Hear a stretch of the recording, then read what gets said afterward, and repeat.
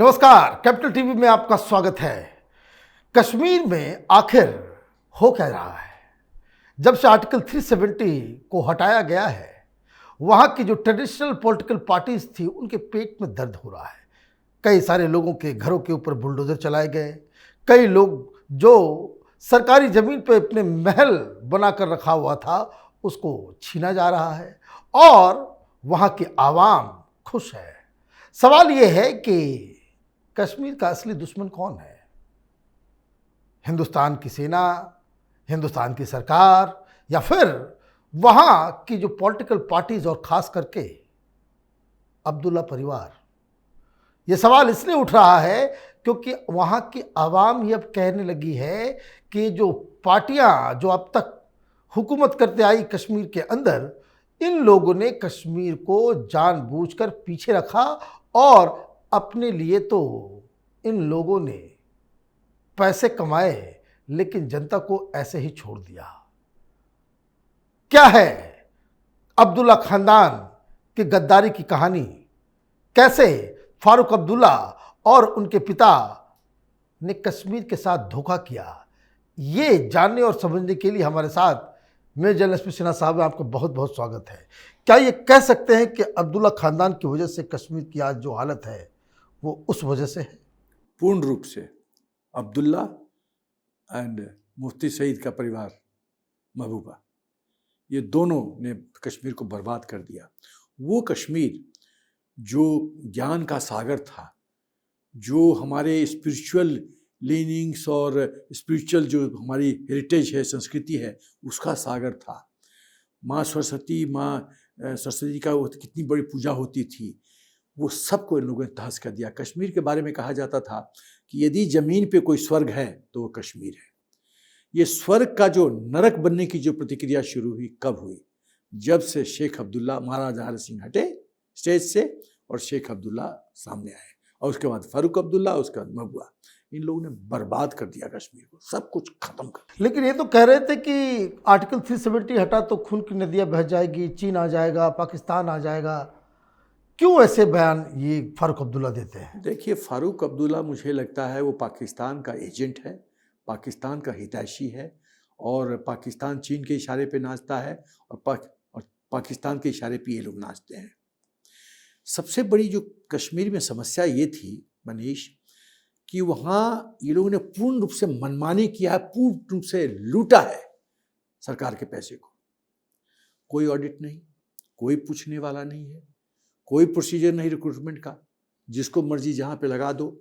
मुझे तो ये पता चला है कि कुछ ऐसे डॉक्टर्स थे जिनको तनख्वाह मिल रही थी सरकारी डॉक्टर कश्मीर में, और वो दुबई में भी प्रैक्टिस कर रहे थे, यहाँ नहीं थे। तो डबल इनकम स्कीम था, और ऑडिट नहीं है तो कोई पूछने वाला नहीं है। कैग नहीं है, कंप्यूटर ऑडिट जनरल का कोई ऑडिट नहीं, टेस्ट ऑडिट नहीं है, कुछ भी नहीं। मतलब जो मनाया सो इन लोगों ने किया, जो मर्जी। महबूबा ने तो अपने मुख्यमंत्री के डिस्क्रिशनरी फंड से अपने मदर को 2 लाख रुपए ट्रांसफ़र किया। वो फंड है जो डिस्ट्रेस में होता है, जो गरीबी हालत में होता है, उसको पैसा मुख्यमंत्री दे सकता है। उसकी माँ को पैसा चाहिए क्या? क्या है? मुफ्ती मोहम्मद सईद की पत्नी महबूबा की माँ को 2 लाख रुपया चाहिए। मतलब जानते थे, लोग जानते थे ना कि कोई पूछ नहीं सकता। ये बताइए, आप तो कश्मीर में बहुत सालों आपने वहाँ पे सर्व किया, वहाँ की आम जनता क्या कहती है इन लोगों के बारे में? देखिए, इसको 2 पीरियड में बांटना पड़ेगा। राइट। एक पीरियड जब ये लोग हावी थे पॉलिटिकल सीन पे कि हिंदुस्तान तुमको बर्बाद कर देगा, हिंदुस्तान तुम्हें कुछ नहीं देगा, पाकिस्तान ही देगा, इंडिपेंडेंट हमको आज़ादी चाहिए, और पाकिस्तान ही तुमको तुम्हारा भला कर सकता है। सीरियसली ये लोग ये बात कहते थे लोगों से कहते थे लोग, और लोग सुनते थे चुपचाप। लेकिन जब 370 हटा, देखो अंग्रेजी में कहावत है, the proof of the pudding is in eating. स्वादिष्ट खाना कितना है वो तो जीभ बताएगा ना, कहने से तो पता नहीं चलेगा। मैं तुम्हें कह दूँ रसगुल्ला बड़ा टेस्टी है, देखने से भी पता नहीं चलेगा। देखने से मैं बोलूँगा रसगुल्ला बड़ा टेस्टी है, तुम बोलो होगा, लेकिन जब तुम चखोगे उसको तो बोले हाँ सचमुच बहुत टेस्टी है। तो the proof of the pudding is eating. जब लोगों ने देखा कि 370 घटने के बाद पत्थरबाजी कम, फेक करेंसी कम, उपद्रव कम, सड़कें बनने लग गई, सड़कें बनने लगी, बिजली पहुंचने लग गई, टनल्स बनने लग गए, बिजली बनना शुरू हो गया, टूरिज्म धीरे धीरे पिकअप कर रहा है, जो लेक है वहाँ एक्टिविटी शुरू हो गई है, एक्सपोर्ट इस बार बहुत ज्यादा हुआ है, एक्सपोर्ट ज़्यादा हुआ है, जो फल का एक्सपोर्ट है वो पिकअप किया है। तो लोग को देख रहे हैं कि उनके बच्चे 400-500 रुपये के लिए 500 रुपये के लिए पत्थर फेंकते थे, आज नौकरी मिल रही है, जॉब अपॉर्चुनिटीज बोल रही है, पैसा कमाने का मौका मिल रहा है। तो कौन बेहतर सिस्टम है? उनको महबूबा अब्दुल्ला से कोई लेना देना नहीं है। उनको ये है कि यदि हमारा भला हो रहा है तो ये लोग गड्ढे में जा सकते हैं। तो ये जो सोच परिवर्तन हुआ है, ये बहुत ही टर्निंग पॉइंट है कश्मीर के इतिहास और इसलिए पेट में दर्द है इन लोगों को। इसीलिए पेट में इनके देख रहे हैं कि पहले जो खाली एक रिलीजियस कार्ड खेलते थे कि तुम हमको चुनो क्योंकि हम मुसलमान हैं, वो अब चल नहीं रहा है। लोगों को एहसास हो गया है कि इन लोगों ने तो मेरा बेड़ा गर्क कर दिया, लेकिन मोदी जी ने तो हमारा भला कर दिया, तो हमारे लिए कौन बेहतर है? ये बताइए कि ये जो लोग कहते हैं कि कश्मीर की स्थिति को खराब करने में ये शेख अब्दुल्ला और नेहरू का बहुत बड़ा रोल था। बहुत बहुत। देखिए, ऐसा है कि शेख अब्दुल्ला ने पहले Jammu and Kashmir Muslim conference का गठन किया, बाद में उसको कहा गया Jammu and Kashmir national conference, और फिर बाद में कहा गया नेशनल कॉन्फ्रेंस शॉर्ट में। वो 1948 में जम्मू एंड कश्मीर के फर्स्ट प्राइम मिनिस्टर बने थे। मुझे तो समझ में नहीं आता है कि नेहरू जी ने जब महाराजा हरि सिंह से पूरा क्षेत्र लिया तो शेख अब्दुल्ला का एंट्री कैसे करने दिया। मैं थोड़ा सा एडवांस में अपना सेंटेंस बोलता हूँ कि नेहरू जी की गलती है। यदि स्पेशल ही स्टेटस देना था कश्मीर को किसी भी कारणवश, तो आप बोल देते कि महाराजा हरि सिंह गवर्नर रहेंगे स्टेट के 30 साल तक, उसका 30 साल के बाद हम रिव्यू करेंगे। तो ये जितनी समस्या खड़ी हुई है, कोई समस्या नहीं होती, कोई समस्या खड़ी नहीं होती। अच्छा, क्योंकि वहाँ के राजा थे, उनको सब पता था कैसे शासन डालना करना है, वो कुछ नहीं होने देते। तो ये सब जो हुआ, कश्मीर का हिस्सा सब टूटा वगैरह गया, चाहे पीओके हो चाहे तिब्बत वगैरह, सब हमारे पास रहता, क्योंकि तिब्बत तो महाराजा हरि सिंह का प्रॉपर्टी था। तो ये दूसरी बात है कि शेख अब्दुल्ला की ये सोच थी, और कहते भी थे कि हमको कश्मीर के लिए सेमी ऑटोनोमस रीजन चाहिए, हमको इंडिपेंडेंट कश्मीर चाहिए, हमको आज़ादी चाहिए, हम हिंदुस्तान के साथ नहीं रहना चाहते। और ये सब करने के बावजूद भी नेहरू ने इंसिस्ट किया कि भाई इनको जो है सत्ता दी जाए। हाँ, 1953 में नेहरू जी इनको डिसमिस करते हैं, और उसके बाद 11 साल तक वो यही धुन गाता रहा, और 1968 तक नेहरू जी ने उनको कैद रखा। तो मुझे समझ में नहीं आता है कि जब आप एक व्यक्ति को राष्ट्रद्रोह के चार्ज पे, एंटी नेशनल एक्टिविटी पे जेल में रखते हैं 11 साल से भी ज़्यादा, उसके बाद आप कहते हैं, शेख को रिक्वेस्ट करते हैं कि आप प्रेसिडेंट अयूब खां और हिंदुस्तान के बीच में पुल का काम करो, उनको जाके मीडिएट करो हमारे बिहाफ पे, और उनको रिक्वेस्ट करो कि दिल्ली आएँ और कश्मीर के मुद्दे पे हम लोग बातचीत करके फाइनल सोल्यूशन ढूंढेंगे। क्या सोच है नेहरू की? कौन है शेख अब्दुल्ला? कौन है प्रेसिडेंट अयूब खां? महाराजा हरि सिंह का प्रॉपर्टी है, पूरा हिंदुस्तान में मर्जर हो गया, विलय हो गया है। Who are they? वो तो रेलिवेंट है ही नहीं। तो मिस्टर खामखा को इन लोग को इंपॉर्टेंस दे के ना, नेहरू जी ने कश्मीर का बेड़ा गर्क कर दिया। अब देखिए कि शेख इंस्ट्रूमेंटल रहा है। ये जो बोल रहा था कि इनडायरेक्टली वो टू नेशन थ्योरी की बात कर रहा था, जिन्ना के रास्ते पे था कि यहाँ क्योंकि कश्मीर में 96% मुस्लिम पॉपुलेशन है वैली में। तो यदि 96% पॉपुलेशन है तो तुमको हम मुख्यमंत्री बना दें, ऐसे तो नहीं चलेगा ना। मुख्यमंत्री की सोच होनी चाहिए राष्ट्रीय सोच, धार्मिक सोच होती तो नहीं चलेगा। तो जो बर्बादी, कश्मीर की बर्बादी का जो बीज रोपा वो शेख अब्दुल्ला ने रोपा, और क्योंकि बेटा शेख अब्दुल्ला का, फारूक अब्दुल्ला शेख अब्दुल्ला का बेटा है, वो उसी मार्ग पे चला। और कुछ ऐसी बातें मैं बोलने जा रहा हूँ मनीष, जो time to time Farooq Abdullah बोलता रहा है तो तुम्हारे रोंगटे खड़े हो जाएंगे। बताइए जरा सा। वो कहा है, एक बार कहता है कि पीओके तो पाकिस्तान का हिस्सा है। ये देश का फारूक अब्दुल्ला, फारूक देश का मुख्यमंत्री कह रहा है, और ये it belongs to Pakistan. Pakistan का है, कश्मीर अनरिजॉल्व्ड इश्यू है और यूएनएससी में केस पेंडिंग है। पाकिस्तान एक one of the stakeholder है और गवर्नमेंट ऑफ इंडिया को और कोई चॉइस नहीं है, उसको पाकिस्तान से बात करना चाहिए। पाकिस्तान कमजोर नहीं है और पाकिस्तान ने चूड़ी नहीं, ये 16 नवंबर 2017 को बोलता है फारूक अब्दुल्ला, पाकिस्तान ने चूड़ी नहीं पहन रखी है, वो न्यूक्लियर पावर है। और पीओ के बारे में कहता है, पीओ के जब हिंदुस्तान लोग कहता है कि हमारा हिस्सा है, तो पीओ के किसी बाप की बपौती नहीं है। ये देश का मुख्यमंत्री बोल रहा है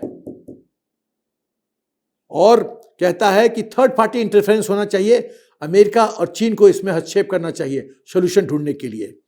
और कहता है कि इंडियन गवर्नमेंट हरियत को सपोर्ट करता है, फंडिंग करता है। फिर उसने कहा कि हिंदुस्तान ने कश्मीर को चीट किया है और चुनाव के लिए मोदी सरकार जो है फौजियों का खून बेचता है। हम लोग तब तक फ्री नहीं होंगे जब तक हम लोग यूनाइट नहीं करेंगे हिंदुस्तान के खिलाफ, और हमको हमारी आज़ादी चाहिए।